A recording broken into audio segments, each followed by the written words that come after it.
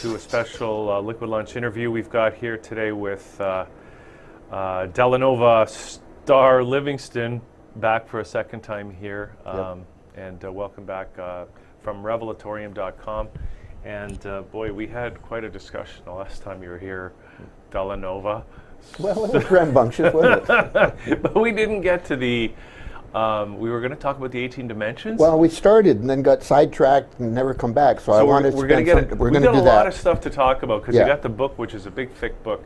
Well, let's talk about, first of all, I think people do want to know, because I listened to that other interview that you did, and he was asking you, where is this information coming from? Because you got the book, right? Can I hold it up? Yeah. Now, let me explain briefly. There's the book called The Revelatorium, and the Intelligent Design and Creation are the same cover with a different title. It was an experiment to the same book. I, by mistake, brought this one today instead of The Revelatorium.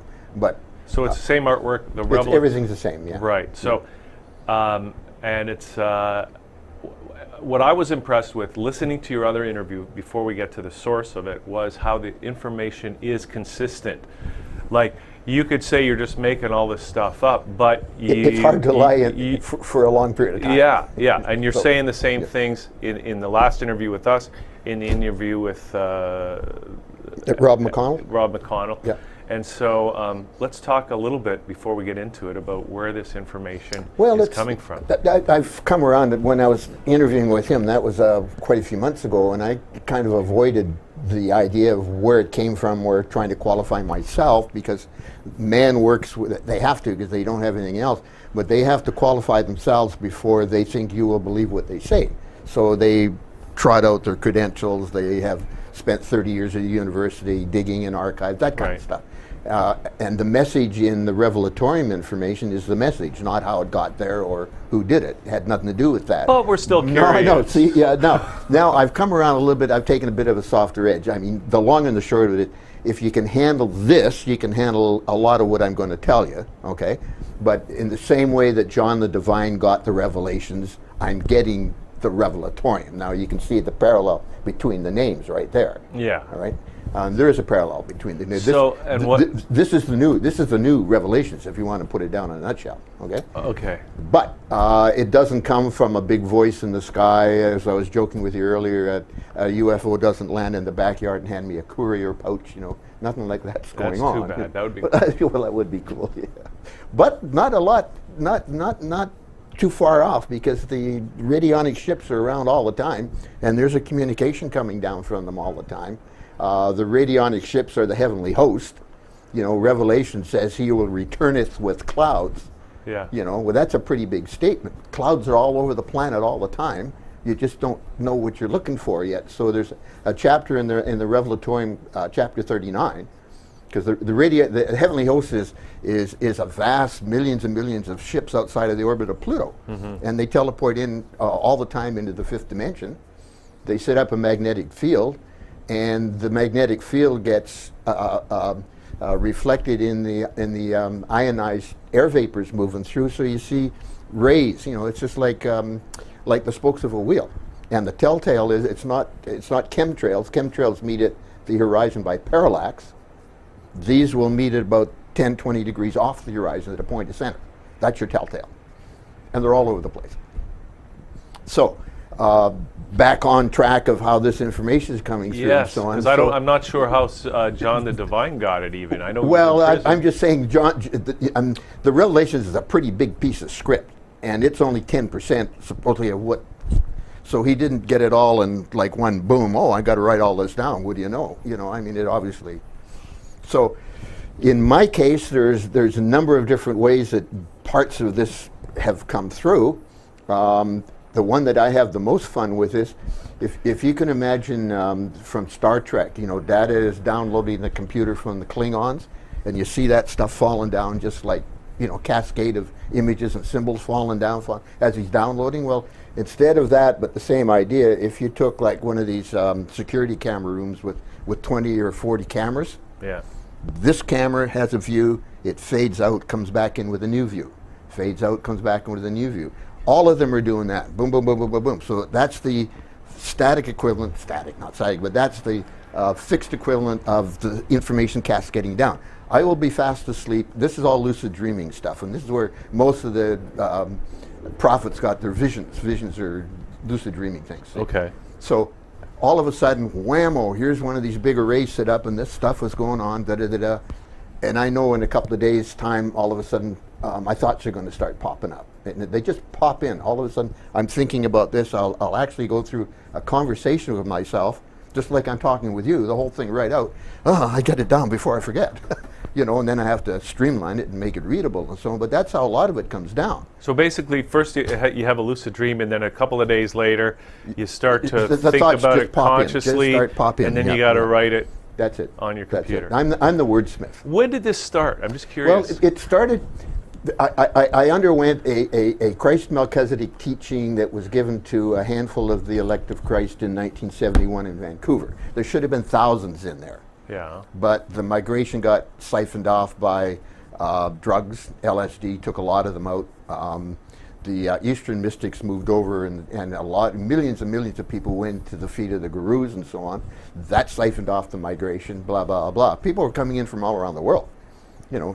Should have been for that. So this was in Vancouver? This is in Vancouver in 1971. It was actually supposed to have started. I have to go back a wee bit. So you were living in Vancouver then? I was in Vancouver until 74, and then I moved to Alberta, and that's it. All right. But anyway, in 1958, I guess.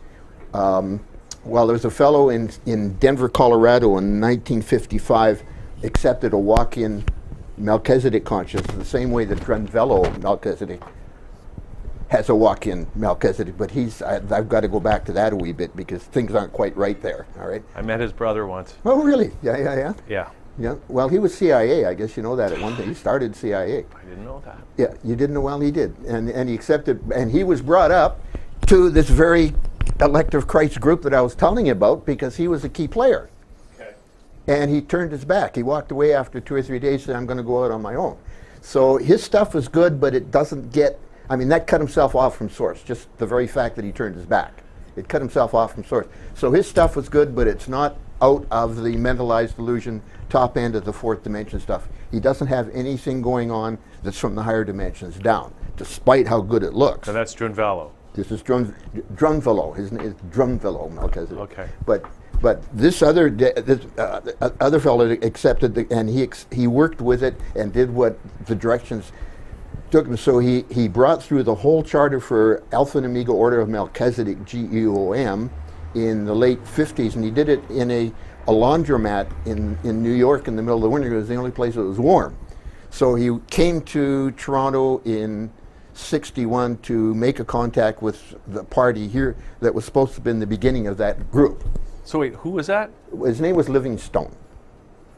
Came to Toronto in 61. Yeah, he was directed up from LA. He was directed up to make contact. The guy came home, and he was sitting in his room, and he told him the whole thing about the charter, the new, and the fellow didn't connect. This was 59. No, sorry, 61. So it didn't get going then. It did finally get going in Vancouver in 1970-71. And it was a small group to start. And you were in that group? I was in that first. Were you a bunch of hippies back then? Yeah. Unfortunately, we were. So, what happened? You all got together at somebody's apartment one night? It's funny. I'll give you my first. I saw a UFO silver ship. And this will give you a bit of an idea. The apartment was in the second floor of an apartment. We're going loose today. We're not going tight like the last one, all right? Well, yeah. So we're the apartment that the lectures were being given at the time were second floor apartment on Kingsway in Burnaby, Vancouver area. All right. Okay. So there was a coffee break and so on. There was 3 of us went out on the back porch out by the kitchen. There was a girl about 18, 19-year-old girl from Colombia. And there was a 6'9" Sasquatch, and I mean Sasquatch in the literal sense. He was incarnated Sasquatch. They're the gentlest and kindest people on the planet. I just watched a video about Sasquatches last night. No, well. And they're from in Ontario. Sure. Was he all furry? No. Well, he looked like, the Scragg brothers from Little Abner? with the big buck teeth and the sort of scruffy. Well, he's 6'9" and his brother is 6'10". He was really 6'9". He was 6'9". His brother's 6'10", and they're incarnated Sasquatches. Now, how did you know they were Sasquatches? Well, I was told they were Sasquatches. Did they? How did they talk? But their parents were normal size, and they're quite bright. They're not goons or anything like that. They're quite bright. They're very spiritual people. That's what I was hearing. And these were Ontario Sasquatches. And that they're actually they're interdimensional. Well, to a point they are. Well, these guys were, and anyway, it's blowing my mind. Just the furry yetis, and they're the gentlest and shyest people on the planet. That tells you pretty well everything you need to know. So what were these Sasquatches doing in your? Well, they're incarnated because they're part of the elect of Christ. These two fellows were, anyway. So, anyway, long and short, and I can't even remember. Oh, yeah, so we're on the back porch of the lecture going on in Vancouver. Yeah. We're taking a break, and the three of us are out in the back. It's overcast, and in those days, when Sabre jets were flying around, you could hear the jet trail, because they're doing about 600 miles an hour. They're not, but if you saw a Sabre jet with the wing, the wings that went back like that, then if you went about so far back, you'll hear the sound. The sound trailed behind the plane. Yeah. This is anybody that's from the 60s and 70s remember Sabre jets. That's the way they worked. Yeah. Okay. So all of a sudden, it was just like a spotlight in the sky. This light Sabre jet was going by, and I went to the sound. There's no sound at all. And I went back to the plane. No sound at all. The girl from Columbia was just talking about every time she saw a UFO, she'd get a buzz over the top of her head. She had her hand over the top of her head. Mm-hmm. The porch door opened. The lecturer stuck his head out and said, "Did you see it? Did you see the UFO?" Shut the door and walked back in. And I said, "Right." Here's a guy who knows what he's talking about. Well, who was the guy giving the Well, lecture? This was back in 71, don't forget. He's passed away now. So but I mean, what was the subject, or what attracted you to this group? Here's again how it worked. Again, we're going loose. This is I was going to do this kind of stuff with John, and probably still will, because this is not in the book. None of this stuff is in the book. All right. But the book has come from this stuff. All right. And that stuff was like 10% of the book. Most of the book has been new stuff. All right. Okay. Oh boy, this is a long story, but it's a kind of a fun one. I was up in Harrison Lake. Well, prior to that, I had met a guy in Vancouver. We called him Richard, Gypsy Richard. This was before any of this stuff was going on. I'm a hippie. I was managing a hippie rock and roll band. You were? Yeah. Which band? Mother Tucker's Yellow Duck. Some of you will know that. Those. Well, there you go. I was the manager then. I actually helped put them together, but that's again another story. So Richard shows up. He's in a long T-shirt, blue jeans, bare feet, never wore shoes, and long hair, and came and went. I mean, he just sort of showed up and then he was gone again. But it was obvious that this guy knew a little bit more, because hippies are getting into the fourth dimension and ESP and stuff. They're starting to. We're talking about it. Here's a guy that seems to know what he's doing. You know what I mean? Yeah. Different than talking about it. He seems to know what he's doing. So now I'm up at Harrison Hot Springs, living in a cabin on the shore of the lake for a couple of months. A guy knocks on my door. Turns out to be a dishwasher from the big resort. Harrison Hot Springs was a world famous, hot springs resort. Says, "I heard there's a guy up here who's really interesting. I got nobody to talk to. Do you mind if I, So he'd come over once or twice a week, and we'd just sit and BS for a couple hours. Yeah. So now there was also a hippie house in Harrison Hot Springs. That's where we all went to dinner. It was I don't know if you ever heard of the term farmer's soup. Everything from yesterday is in the pot. You add more stuff. That's the base for the meal today. Then tomorrow what's left over gets added to, and that can go on for years. It's called farmer's soup, see? Okay. So there would be about 6 radios would come, and we'd all bring something for the farmer's soup, see? Yeah. So I'm over there one afternoon, about 2:30 in the afternoon. Richard has come to town on his way going up north. Ron was there. The three of us are sitting in the living room in a triad. The 3 chairs are facing each other, talking away. Yeah. Out of the clear blue sky, Richard says, "So who's the little white guy sitting on your shoulder?" Ron went over back. If I shoved you flat on your back, bam, Ron went flat on the ground, sprang to his feet, said, Yeah, well, he's sitting there on your shoulder, and of course I ain't going blink, blink, blink, blink, because I see F all, you know what I'm saying? Okay, so you didn't see it. No, but Richard said he's sitting there right on your shoulder. On Ron's shoulder. Yeah, Ron's flabbergasted. Ron said, yeah. But he didn't know? He just didn't go, what are you talking about? Well, he knew the guy was there. He says, he's been there since I was 10. He's there, he's there. Oh, he knew about it. Yeah, he said, how did you know? How did you know? And he said, well, he's sitting on your shoulder right now. And so I say, I'm sitting there with my blinkers going hard. I see nothing. You know what I'm saying? Sure. Anyway, so Richard's gone. About 2 or 3 weeks later, it turns out he's epileptic. He has a grand mal. I hear that he's in the hospital in Abbotsford. I hear 2 days later that he has woken up and he started, it's awful, it was horrible. There were armed guards on turn down it. Sorry. No, you keep talking. All right. It says there were armed guards on soldiers on street corners of every downtown intersection, a big Canadian city. It was awful. It was horrible, didn't it? And he was babbling away about this. This was his vision. Yeah, when he came out of the epilepsy, out of the seizure. And what was that? Vision? Was that a vision of the FLQ crisis? Good for you. Nice pick. Nice pick. 2 days later, Trudeau declared martial law in downtown Montreal, put a soldier on every street corner. I remember. Ron had seen it 2.5 days in advance. Wow. All right. So now I come to the group was putting up flyers for a weekend series of lectures. Mm-hmm. Okay. So I went to the first night with Ron. We came in from Harrison Hot Springs. We'd seen the posters and stuff. And at the end of it, Mr. Livingstone, we'll call him Mr. Livingstone just for fun. Mr. Livingstone said, I want you guys back here at 7 o'clock. He said, I want you to bring candle, incense, and chalk. So who's this now, Richard? No. Richard's now... This is the guy that's given the lecture Christ Melchizedek lecture. In Vancouver. Yeah, who walked out the porch door and said, did you see it? Did you see the flying saucer? And walked back in. Okay. But you guys are up at the lake now still? Well, we're still up at Harrison Lake. This is before this stuff started, because that was now in the winter. But we had come to town because we knew that there was 3 lectures being given Friday, Saturday, and Sunday night at a church hall kind of thing. Yeah. So the first night we were at the lecture, at the end he said, I want you to come back at 7 o'clock, which is an hour early. Bring the So we come back, there's just the 3 of us. He does a Star of David in the middle of the floor. He puts the candle in the incense. Says, all right, Ron, I want you to come in here and stand with me. So Ron goes in. Back to the pit for my scab. Just at the top of his lungs. Ron was freaking out? No. The lecturer. David was doing a exorcism on him. Oh. See, but this is the proper way of doing an exorcism. To get rid of the little guy on his shoulder. So anyway, there's sulfur and boom, boom, boom, and things. And I said, excuse me, what was that?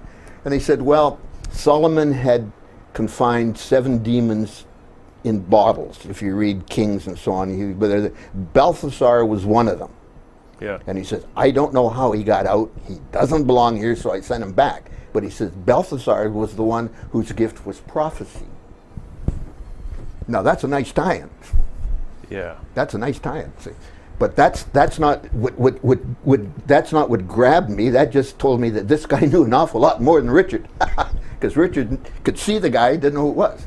David knew who it was and got rid of him. All right? Okay. Now, this is 1971, don't forget. Right. We're still talking a long time ago. Okay. The very first night of the lecture, which was the night before, for 2 years prior to that, I had started from about 66 on, starting to want to know. Starting to want to know. And I became completely absorbed with the Luciferian rebellion. Okay? So I started to look for anything I could find out about it. So just from your knowledge of the Bible? Well, I've never read the Bible all the way through. I know bits and pieces. So how did you know about this Luciferian rebellion? Just well, curious. Because people are talking, the dirty old Lucifer, but there was, from the Urantia book, which I read from cover to cover in '69, and then spent the next 2 years unlearning. Mm-hmm. We can get into that later if you want. The Urantia book got some things right and a lot of things wrong. And it wasn't the Urantia book's problem. Now we're in the sidetrack. So get me back to this other point in a minute, okay? The Urantia book was brought through the higher consciousness of a lady undergoing hypnotherapy in the mid-30s. Okay. The doctor that was doing the sessions was a member of about 100-member spiritual group that were dealing with interdimensional stuff and so on. So he understood instantly what was going on. So he wire recorded all of her sessions. when it came time to try and scratch, she thought it was from the mouth of the devil. She was a devout Catholic, wouldn't touch it, wouldn't have anything to do with it. So a Catholic priest came in and did the translation, put it into a book form. The Urantia book that's out there is from the hand of the Catholic priest. The Catholic priest expunged everything that wasn't in the Catholic faith. There's no Atlantis, there's no incarnation, there's no soul atoms, there's none of that stuff in there. All right?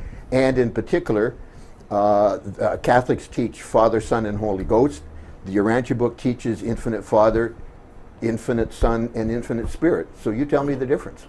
Not much. That's right. And yet it was a fifth dimensional message brought through, but he squirted it back down into mostly third dimensional stuff. But he did get a lot of things right. Okay. Let's leave it at that. So let's get back to we're in the exorcism in Vancouver. Well, now we're going back the day before, all right? The day before? Yeah, well, we're back to that first lecture. Okay. All right? This is what my antenna went straight up, okay? I had spent 2 years from, finding everything I could about the Luciferian rebellion. What the heck was it? What went on? Da-da-da-da. We come in, we sit down, there's a blackboard. The lecture starts. The very first thing he does is walk to the blackboard and says, we are now in the aftermath of the Luciferian self-will rebellion of the cosmic overplus, and this is what's going on. And I said, right, you got my attention. Because that was your big main topic? That was my big main thing. And he directed that right at me, Right. We're now, but see, I'm looking for what's going on about the Luciferian rebellion. He says, we're now in the cleanup in the aftermath of the Luciferian self-will rebellion of the cosmic overplus. So he's telling you officially what that was. So you're all ears. So I'm all ears, yeah. Now the Urantia, beg your pardon, the Revelatorium has 3 chapters devoted to that subject. All right. The cosmic overplus, and this again is interesting. He never said what the cosmic overplus was. Do you know what it is? Yeah. There's a whole chapter now, and it was one of these things that came through, boom. Literally boom. And again, you're talking about how do I know these things? This had to be like a big pinata sitting up there in my higher consciousness, waiting to come down, and then somebody gives it a bat, and boom, the whole thing falls. I knew there was a cosmic overplus, had no idea what it was. I knew there was a Luciferian rebellion without knowing any of the details. What did self-will mean, all that kind of stuff. And I also knew that there was a new creation going on in Andromeda. An antimatter universe is now under. We're in the bifurcation. We're right in the center of the bifurcation. That's why it's all going on here. Earth is center of the whole universe, of a new universe starting out. That's what I thought. Yeah. We're right in the middle of the whole thing. This is it. This is the busiest place in the universe right now. Right here, see? Anyway, long and short of it is, I knew that was going on. I knew it was an antimatter universe, and I didn't know anything more about it. It was based on consciousness rather than intelligence, energy, substance, but I didn't know any of the details, any of that kind of stuff. Okay. So I have all these things I've been asking. This is about 6 years into the Revelatorium. I still don't know what the cosmic overplus is. He just mentioned it. He never explained it, and so I'm walking around with all these questions. But this is 1971. No. Well, that was 1971. I'm now talking about 2006, 2007. Right. Okay. The Revelatorium started in 1998, and I'll get to how that started. I want to know how you got from 1971 then to 1998.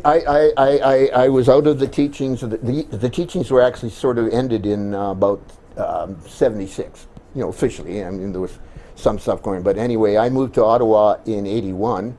I spent the whole first 20 years keeping my mouth shut. I didn't say anything to anybody. I didn't do anything. I didn't think about it. I just acquiesced. You just took a job, did your life? Well, I did my stuff. Yeah, the reason why is because the authorities were out after it. Because the Moonies were coming up, the Hare Krishnas were causing problems.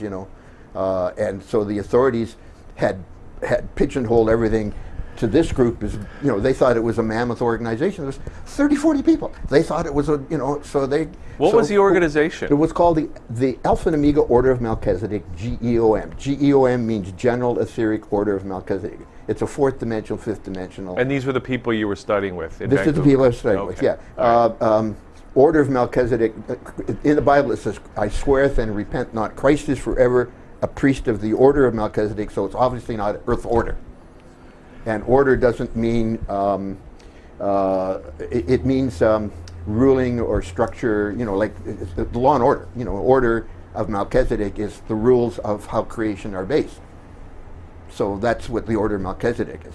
All right, is based is how creation is put together, the intelligent design of creation that's going on. That's 4 chapters in the book, and it has never been put before mankind. This is all brand new. Okay. It has never before been put before. Creation is 900 trillion light years across, still in its diapers. Okay, the people from the first part of the outer creation never knew what the whole intelligent design was and what the plan for the future stuff were. It was brought through here for the first time, and it's now gone back out to creation at large, but it was done that way because this bifurcation point that we're talking about is very sensitive. It has to be done right, or there could be big problems. Now, is that what's happening right now? We're in the middle. When one super universe comes off a second, when I get into the dimensions, this is one of the 4th dimension stuff. This is what I was going to be dealing with. But there's 7 super universes. They're like bubbles. They're great bubbles that are like on a plane, like petals of a flower around the inner creation. Mm-hmm. All right, and the first of the super universes was based on the attribute of intelligence, where substance and energy were diminished. It bifurcated, creating, like starting with atoms, and then, literally the same way cells bifurcate, I think is the word. I'm not sure. I never get it right. Depends where you're from. Yeah, it depends. Potato and potato. So take your pick. Anyway, I use bifurcate because I can remember bifurcate for some reason. So the second super universe based on energy, where substance and intelligence is diminished, bifurcated off the first, then the third, and then we're now in the 7th and final super universe of intelligence, energy, and substance equal. We're in the triune super universe. All right? Right. There is now a new 8th super universe, bifurcating off this one, which is going to be antimatter universe. And there's going to be 7 full antimatter super universes on the same program. Intelligence, then energy, then substance, And this is where the cosmic overplus comes in. The original first super universe was biased, high on intelligence, low on substance and energy. The first new super universe starting off has to be high in intelligence as well. But we're in a triune universe that it's coming off of. Yeah. So in order to have a higher than intelligence factor against the substance and energy component, there has to be a cosmic overplus. So this local universe of 1,000 galaxies has configured in it, nowhere else in all of creation, a cosmic overplus, which is a higher intelligence factor.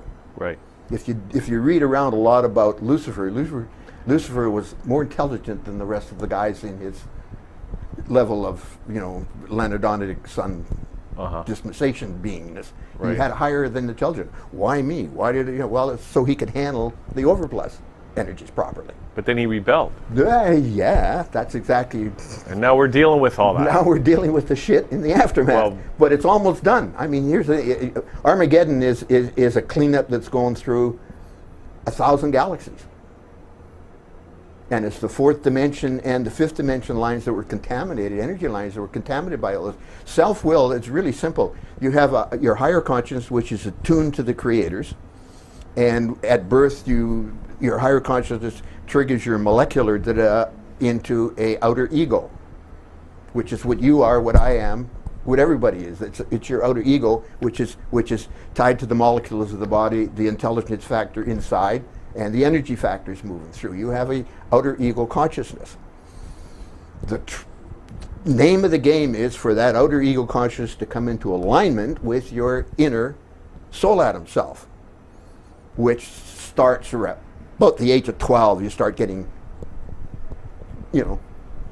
hints. You get an epiphany at the age of 12 to kickstart. By the time you're 17 or 18, you've either accepted the mentalized illusion, you're going to be career-oriented, you're going to be a doctor or a lawyer or, whatever, or you don't know you haven't settled down yet, and sometimes you never do, which is good.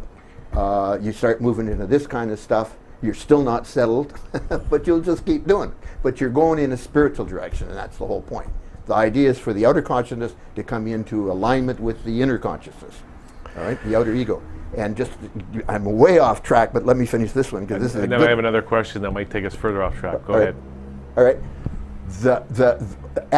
The Day of Atonement is probably the most misunderstood word in the whole lexicon, because if you take atonement, which is the day that you cotton up for your sins, blah, blah, blah, oh, please forgive me, all this kind of stuff. Yeah.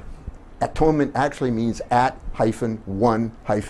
@1-ment. I knew that already. You knew that already. Everybody knows this. @1-ment, the day of @1-ment is when your outer consciousness has reached a point of satisfactory involvement where it can be brought up and absorbed into the higher consciousness as a permanent part of that, as an adopted fruit. That's what the adopted fruit phrase means. And this is every incarnation anybody ever goes through. That's the goal. In the current circumstances of Earth, it doesn't happen that way very often, but that's what's going on. So your question was? My question is, okay, so we have, because you're talking about the Revelatorium is a new Revelations. Now, Revelations being the last book of the Bible, the Omega of the Alpha. Well, Alpha and Omega, the Revelatorium of Alpha and Omega. Hint, hint, hint. Okay, so, but my point is that the Revelations, in a sense, some people talk about the Bible being the most complete book of all, in that it begins at the very beginning and it ends at the very end. So I would like to know what is different. Did Revelations go wrong somewhere that you're correcting with the Revelatorium? No, the Revelations never went wrong at all. Man's interpretation, which is basically literally physical plane type interpretations, has gone very wrong. In fact, there's a book around that says, "Out of the sea will arise a terrible beast with seaweed hanging off its horns." Yeah, all that stuff.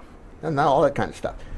Out of the sea of consciousness, if you can envision what a sea of consciousness would be, out of the sea of consciousness will arise a bestial nature, all right, which will be spotted as unto a leopard, feet of a bear, mouth of a lion, and seed of the dragon, all right? Spotted as unto a leopard. You have Europe, which is 35 different countries with totally different consciousnesses. In every country, even 1 mile apart, like France and Germany. They're totally different people. They're a mile apart. Yeah. There's 35. Spotted as unto a leopard. Out of the sea of consciousness will arise a bestial consciousness which is spotted as to a leopard. Now you got all of Europe. Yeah. The feet of the bear walks a vast Russian landscape. Right. Out of the mouth of the lion has come the English language to all corners of the world. Right. English is the fifth dimensional language is the language that's being brought into humanity now, and even the guys in grass huts in the middle of the desert, not desert, but the jungles in Africa are speaking English. It's coming down because it's capable of expressing the higher fifth dimensional concepts of reality. Okay. The book is written, a lot of people have, or think they have, trouble reading the book because the language isn't what they're used to, the structure of the language. Because it's a fifth dimensional structuring. Don't forget, I'm not the guy that says, "Oh, well, I've got a degree in, PhD in English, so I'm going to write it like Hemingway." Right. I write it. It feels right. Here's a big point. I can rewrite something 20 times over a period of a couple of months and so on until it feels right. Yeah, I hear you. Then it never gets changed. Okay. Right? And I want to get into that because I've only told you one way of the stuff coming down, but that's a big one, and that can change. I mean, this way today it's this way another. I had once it was a fairly small bunch of pictures, but it was Nazi symbols. There's a language I saw it once, I don't know, in the old pre-Sumerian, where that language is written like Nazi symbols. And it's very harsh, black and white. Well. 2 or 3 days later, a big chunk of the Luciferian rebellion that I didn't have. So, what do you know? All right. So that was how a lot of it was coming in. There was another example when I've talked about. And I know the pinata. So I didn't know what the cosmic overplus was. I knew that Luciferian had gone into all of this stuff, done a rebellion. I didn't know what he'd done and how he'd done it. Yeah. And what it had caused, what the problems were. Mm-hmm. I knew that there was a new creation going on in, a new eighth super universe that's going to be based on consciousness, and it's going to be antimatter. What are the details there? Blah blah blah. Yeah. my brother, who sadly passed away about 4 years ago from cancer, which he caused himself in 1979. We can go into that if you want, but that's another story. Maybe another show. Yeah, another story. Anyway, good soul. Anyway, I walked past his computer, and he just sort of out of the side of his nose, he says, far out, the universe is bifurcating. Well, it's just like somebody whacked the banana. That whole big, huge glob of info was up there, Yeah. and it just fell. Uh-huh. And in one shot, I knew what the cosmic overplus was. Yeah. I knew what it was for. Uh-huh. I knew what Lucifer had done. I knew what the problems were, and I knew how the new creation was going to go in the new, anyway. Okay. But it was one shot. It was just one big bang. All right. Well, we're going to do a few more of these conversations because we only got about 15 minutes left. And, Oh, really? And It's gone fast. Oh, Yeah. it's ridiculous how fast it's going. Okay, but let me ask you. Okay, so when people read Revelations, for example, okay, Sure. Yep. what they do, they look at that and they say, "This is prophecy." And they read, just, I mean, correct me if I'm wrong, but so they view it as prophecy, and they're able to fit current events into that prophetic framework, and they say, okay, so we're headed towards the end of history, the return of Christ. Christ is back, by and the we way. need to Yeah. get our act together before God, before the atomic war hits, and before Israel starts to tear down the Dome of the Rock and all that stuff, right? I don't even know where to. So yeah, I know, but so like, what is this Revelatorium telling us to do? Well, this Revelatorium is telling you what you have to do. Well, first of all, the end of the world doesn't mean bam, there's no more world. The end of the world means the society and the preconceived beliefs that you think are all of reality will be dissolved. It's already starting to happen. A lot of people. You is a good example. You're starting to see things from a higher and higher and higher dimensional point of view, and you start to see some of the idiocy of what's going on down. Like watch TV shows, I've seen a few. I mean, Dancing with the Stars, come on down. I know people that spend all day watching that stuff, Yeah. I mean, it's getting worse. It's getting worse. Yeah. See. But anyway, the end of the world is basically the ending of all that stuff. And a spiritual, let me see, when the consciousness expansion officially, and believe it or not, this is going to be, I'm going to pin it down, you're going to, but anyway, it was October 10th, at 10 p.m. in the morning is when the first energy hit. Just like a couple weeks ago. No. October 10th of 1993.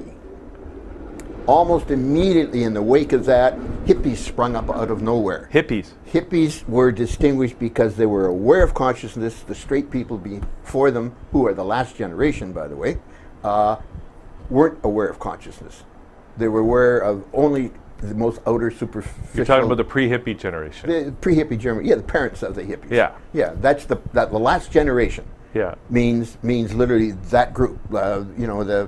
The movies from the early '60s. Take a look at them. They're all like acrylic tabletops. They're Doors Day and Rock Hudson. That whole genre. So that was the last generation. That's the of last, the old world. That's the last. Yeah. And then hippies came in on stream, who were aware of consciousness. Yeah. And we're able to talk about it. I mean, it's right from 65 up. So now we ended up going through all these escalations, which are all part of the revelations. The 10% of the revelations that are missing weren't destroyed, they were kept secret. They were the instructions of how to set up the different Templar grids around the world to house the different consciousnesses that would be coming in at the present time for the next stage of the evolution, which is like the Templar grid set up Europe. Okay, let me ask you, so... but anyway, 2012, we're now, and it's already starting, we're now being moved up into, like the hippies came on board with an awareness of consciousness, now we're going up into the use of consciousness. Okay. That's the next phase. We're coming now into the use of consciousness. Let me ask you, so we got things like, for the apocalyptic people out there, and I'm struggling with myself, I'm just saying, with the whole apocalyptic thing for my whole life. But anyways, we got things right now. We got the seemingly permanent threat of a nuclear war hanging over our heads. We have Fukushima.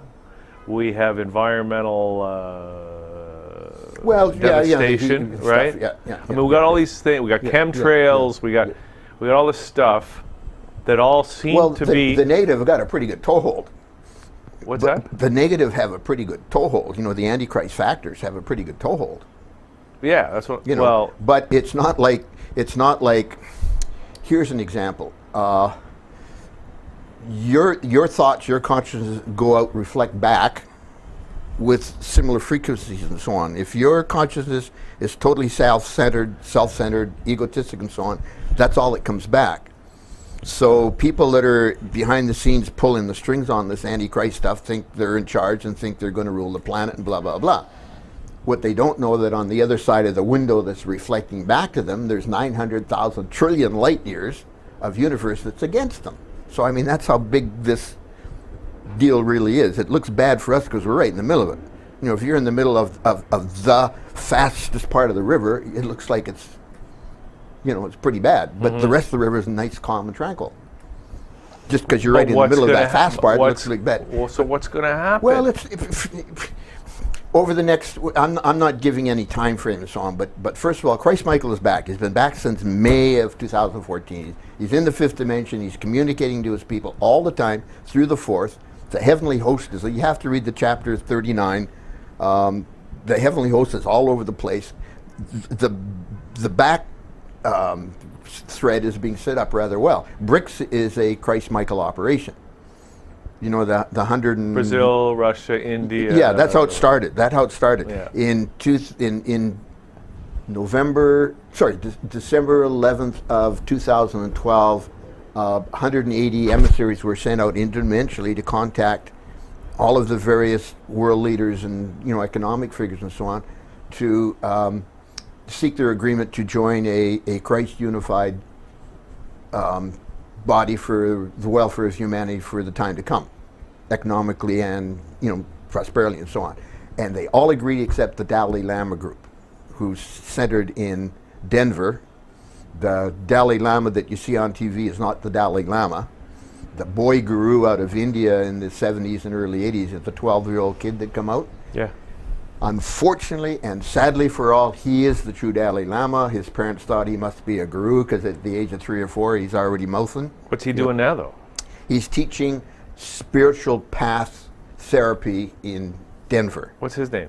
Well, I don't even, can't even remember it. But he's in Denver and he's the real Dalai Lama. He's the real Dalai Lama, and but he's on the wrong side of all this good stuff? No, he's on the wrong side of all this good stuff, yeah. His parents... What about the other Dalai Lama, one we know as the Dalai Lama? Well, he's the one that everybody thinks is the Dalai Lama, and himself probably thinks he's the Dalai Lama. He's just, I mean, what's the word? I don't even know. But he just got, they picked him by accident? I don't think he knows he's not the Dalai Lama. I think people say, you're the Dalai Lama. He said, oh, what do you know? What do you want me to do? Lucky me. Yeah, exactly. I'm pretty sure that's closer to it. So what's going to happen with these chemtrails? Chemtrails, all of these things. You see, higher consciousness has a way of just with a thought clearing it all. So in other words, and you said that the consciousness, so can consciousness change chemtrails? Can consciousness change what do you think radiation? These Oregon, what do they call them, cloudbusters? Have you ever seen those? Oh yeah. Yeah, well, yeah, I put some around myself. So I build them myself. Well, there you go. I never built them, but but that's, I knew a guy, and this is absolutely true. He used to sit on the bridge in Nelson, British Columbia, and dissolve the clouds going overhead. And the townsfolk used to say, poor lad, he's had it, because all they ever saw was him standing there staring at the sky. But he was conscious. He was doing it just for fun, dissolving the clouds going by. Well, also, if you go down to the lake here, it's clean as a whistle. Yeah. Because people have been gifting the shore of Lake Ontario with these Toronto devices. Today compared to Toronto in 95, 85, it's not the same city. It's really clean now compared to what it used to be. I was here in the late 60s with the Mother Tuckers band that I was telling you about. Yeah. And you couldn't breathe the air. It had that stank, hard... Well, because we used to have industry. Now that's all moved to China. Yeah, there's just no comparison. There's no comparison. By the way, just for fun, this is absolutely nothing to do with anything except when I was coming in on the 403, there's a point where you reach turn and you get the first wall view of downtown. Of Hamilton? Of Toronto. Okay. Of Toronto. And the needle is sitting straight up. Yeah. The first half was clear. Then there was a cloud covering the middle half, and the antenna, red and white antenna at the top, sitting up there clear as well. So if I hadn't been driving, it would have been a perfect photograph. In other words, the lump in the middle was covered by a cloud. Yeah, so you just saw the coming needle. off the lake. That's very cool. Yeah, it was neat. Beautiful I've never picture. seen that view myself. Beautiful picture. I probably never will again in my lifetime. But I was driver. I couldn't stop. Because you have to come down the hill and see Hamilton too, right? Well, that's it. Yeah. There's another big view of Hamilton. Which is also a beautiful city when you come down and the you mountain. know, it's for strange reasons. I don't know. When you come down at the bottom as you're going down through Maine and all those curves and so on, you slow down to 90 and 100. Why? I don't know. Well, the curves are... well, it's just, it's subtle. Yeah, it's... Are they... anyways, but that's a whole slow other... down, yeah. That's another anyway, topic. so, all right, But, question. Okay, so... Gosh. So, I don't know. What do we miss? I don't know. What do we do? What do we do? Well, here's the thing. I hate to be a picture of but the Revelatorium was brought through to teach you what you need to do as your contribution to clean this mess up. That's the best way. So so for example, somebody like me or everybody who's watching this right now, for example, they have to get their hands on the book. Is that right? Yeah, I would. Okay, and they can do that by going to Revelatorium.com and clicking on the link to buy it on Amazon, right? Yep. So they read the book. Go ahead. Well, you're saying the language is a little bit weird. What's going to happen when you read the book? How am I going to know what I'm supposed to do? Well, because your higher factors are involved, you'll read stuff, you won't understand it. You'll read stuff that says, right, I hate to use the word, it resonates with me, because that sounds just a little bit too much over the top. But what if it doesn't resonate? Well, then you're not ready, right? Well, that's probably the best way to put it. But the other side of the coin is, I know a guy in Buffalo, New York, has read the Revelatorium 20 times. Every time you read it, you get more, because, by the time you get to the end, you know a lot more about the language and stuff than you did at the beginning. You go to the beginning, you get a lot more out of that, which gives you a lot more understanding at the end. It never ends. I mean, I've written it. I'm just going through a rewrite right now, and I'm seeing things that I didn't see. But you're rewriting it now? Oh, I rewrite it all the time. Does that mean you're going to have a re-release? Well, probably in about another month there'll be basically it'll be the same book, just the core text part will be changed, but it won't be mammoth. I mean, there's no new chapter.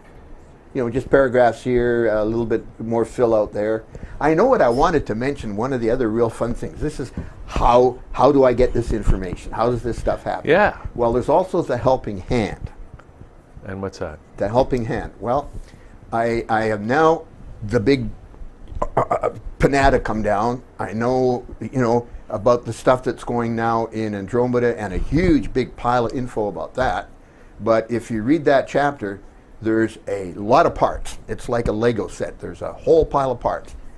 And sequencing them, does this come first? Does that, what? I couldn't get the picture of what the details were, right? So I had it this way, and then I changed it. I do it that way, and I just, when I say until it feels right, you couldn't get it to feel right. One night I'm sleeping away. One of the fellows out of that elect group from 71, 76, I've got a filing cabinet open. It's all full of these files, and so he kind of pulls open the filing cabinet and starts moving the files around. Oh, you're spoiling all my filing. And then I woke up. 2 days later, this goes there, that goes there, this goes there, this goes there. Boom, it's done. That's the helping hand. That's the helping hand. Okay. Yeah. So listen, I know you got a parking limit. It's about 26 after 3 right now. What do you want to do? Do you want to keep talking for a little bit, or do you want to... Well, I say let's push it a bit. A little bit more? I figure maybe 10, 15 minutes at least, yeah. Okay, so, here I am, Mother Tucker's Yellow Duck. Well, do you got any of those CDs? Did they ever get re-released on CDs? No, but if you go on YouTube and look for Mother Tucker's Yellow Duck, there's 6 or 7 of their songs. Like, I remember that name anyway. I don't know if I remember any of their music. Well, the name came, here's a bit of, this is again before any of this started happening. My conscience had started expanding. I'm now in the hippie community, because I was in business before that, Before you were a hippie? I'm a rugby player, football player. I'm out of that jock. All right. Bone hard, dead rock up there. And from where? Where are you from? Well, I'm from Vancouver. Well, actually, I'm from Winnipeg, but where you go to high school is where you're from. Okay. So I went to, and then I went to UBC for a couple of years. Okay. I got, well, this is a selfish, worthless boast, but I did get into football well enough that I was asked in '59 to turn out for Edmonton Eskimo Spring Camp and BC Lions. Yeah. Didn't go. Oh. Well, I'd already played intermediate when I was a young. What was your position? Well, I would have been a tailback, halfback. Okay. You know, I could throw a yard. I could throw 70 feet standing on a dry day. On a wet day, I couldn't hit the window. So you're disqualified because from being my hands were quarterback. short. Yeah. But I was a running tailback. I could, Okay. you know, so and I was good at it. Yeah. You know. When I played intermediate, these are guys on the way up and on the way down. There's some pretty big fellows in there. You know? Yeah. And I thought, well, now I'm going to be playing with all big fellows. You know, Yeah. But I'd already started playing rugby, which I really did enjoy. So as a hooker, so I went over and started playing rugby. And then I ended up being picked for Canada against New Zealand All Blacks in '65, and against Japan All-Star in, again, '65. How was New Zealand? Were they tough? Because they got all those Maori guys? We were the last game of a 35-game tour. Yeah. The game before, they'd beat Wales 35-0 or 36-0 or something. Yeah. They had won every game. Yeah. We lost 8-5. Wow, that's pretty good. Oh yeah. Now what happened to me though is I got 95% of the strikes in the which nobody does, but that was my skill. Yeah. And I was 150 pounds. I was good. Yeah. But there was another guy that couldn't strike anything, but he was 195. Mm-hmm. So the deal was that in those days you couldn't sub. You know, you started your 15 players. If you lost 3, you played short. You know, in those days. So if it was raining, the big guys are in. If it's dry, the ball's in the air, they want the hook. So I'm in. Poured like a son of a bitch, both games. So I sat on the bench and watched. I got picked, but I didn't play. So how did you transition to be a hippie? Well, you see, that's the thing. When your consciousness starts to move, you either go with it or you don't. Well, I just started to go with it. My hair started getting a little bit longer. When was that? That was '65. Wow, that was early. 65, yeah. Right? Yeah. Well, don't forget when I said, but I do remember. See, the reason I say October 10th, 1962 at 10 in the morning, because I was sitting at the UBC, out in front of the UBC library, on one of their flower plot type things, studying, I can't remember, one of my textbooks and stuff. All of a sudden, the weirdest feeling came over. I mean, just like an energy change, like a really profound kind of thing. And then in the wake of that, almost immediately, my eyes changed color. So I said, well, my thoughts are starting to change. Like permanently? Huh? Permanently they changed? Yeah. And from what to what? Well, from green to bluish, or bluish to greenish. I mean, whatever you want to. Anyway, they went through quite a substantial. Yeah. And I thought at the time that because my eyes had changed colors, my thoughts had started to change. Of course, it was the other way around. Right. You know, obviously it was the other way around. But by '65, I was. I mean, again, here's the beauty. I was offered. My last year at university, I did honors philosophy and honors philosophy. My third year, I did honors math, honors philosophy. My fourth year, I did nothing but. But I was teaching tutorial classes. Mm-hmm. I mean, I was going for lunch with the prof at the faculty club. See, so we're getting just all right. I know we're just kind of hitting some other crazy topics here, but yeah, all right. Well, just to finish. Anyway, I got offered a chance to do an MA in philosophy at La Jolla. It was just opening up. It was the first year of the new campus and so on. But by the time the summer was over, I had already gone beyond. That was it. You know, that's past, and I was already starting to do this. So now I'm in the hippie. I'm running a hippie rock and roll club. On the weekends, I bring in a name band, and I put together some local musicians. Yeah. I called it Don Wiley's House Band, and so they would be the backup. One night we had a group together, a bass player that I liked, and we just knew it was a band. We just knew it was a band. So that was the beginning of the band. Mother Tucker's Yellow Duck. Yeah, and the lead singer had come across. He was just in from Toronto. He'd only been 3 or 4 months. He was out in the prairies, you know, outside Regina somewhere, lying on their back, looking at the stars and so on. Mother Tucker's Yellow Duck just sailed straight through his brain. So he said, "I know what we're going to call ourselves. It's Mother Tucker's." That's how the name came together. And did you ever have Chilliwack in? Well, I knew Chilliwack really well. I knew those guys when they were the CKOJ, whatever it is, radio station's house band. Yeah. Then they morphed up into the Collectors, Yeah.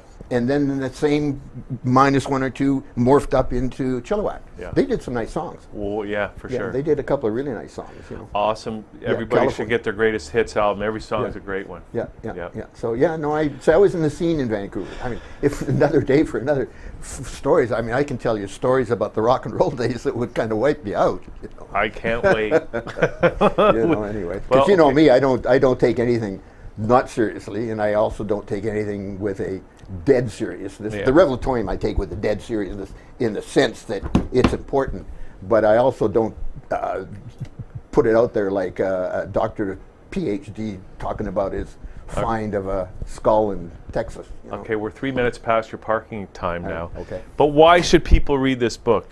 Well, I can't answer that. Read it and ask yourself. I mean, don't forget, it's not my job is to get it. It's on the Christ table as is. The Christ it. Table. It's called the Christ table. You put it there. It's out there for you. It's on the Christ table. Okay. That's the way it is. It's on the Christ table. It's for you. Now, if you don't get a buzz to pick it up and read it, or go to the the bookstore, or Amazon, or go to the website, so well, you're not ready. But there are people that have been walked all the way around through the internet to get to there. Yeah. You know. Yeah. Amazing. Yeah. Are you finding that you're getting more and more interest in the book? More and more people. Well, all getting of a sudden, in touch and see, that it's sort of like thing? it's like the first part of the job is done. Like the book is finished.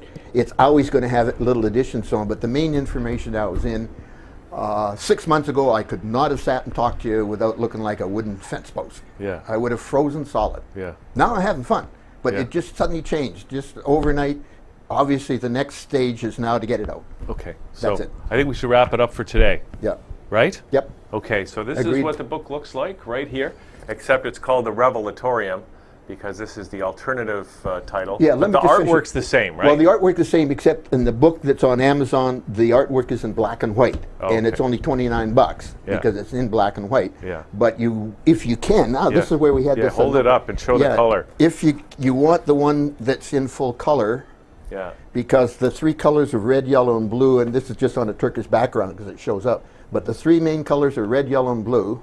They're part of the intelligent design of creation, so you see that as you're looking at it, and that's important. Okay, so this is our second discussion. Yep. We're going to do another one, in a month or so? Yeah, sure, call it a month. Yeah. All right, Yep. okay. Well, this has been great. Yeah, maybe we'll get to the 18 dimensions. One of these days.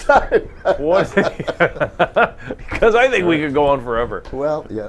And that's not even counting the stories of the Vancouver hippie days. Yeah. So thanks, Delanova, for doing this today. Well, I and appreciate it very much. We'll Yeah. see you soon, and Yeah, we'll good. carry this on. Okay, so that's it. Thanks, everybody. Stay tuned right here at thatchannel.com for lots more.